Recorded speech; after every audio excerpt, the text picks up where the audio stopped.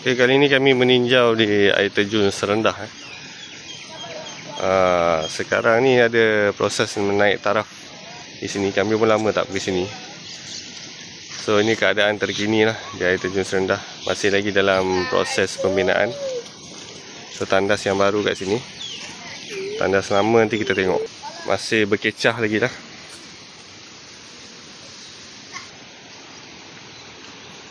Malam hujan lebat, so air tak berapa jernih lah.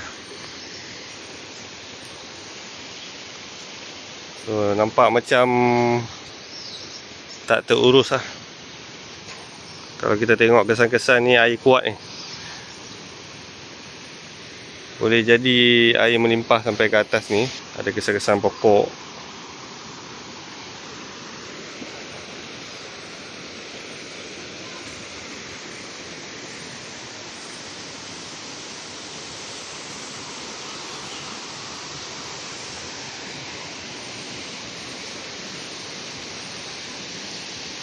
So nampak lah, ni kesan air sampai ke atas ni lah maksudnya.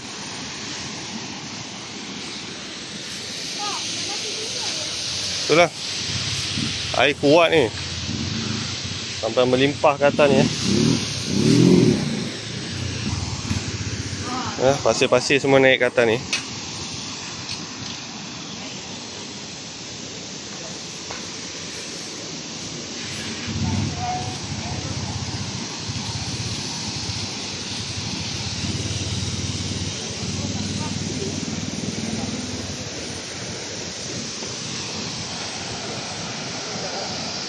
So kalau kita tengok, ini tapak toilet yang lama lah.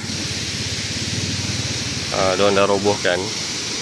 So tak tahu dalam perancangan diorang akan buat macam mana lah.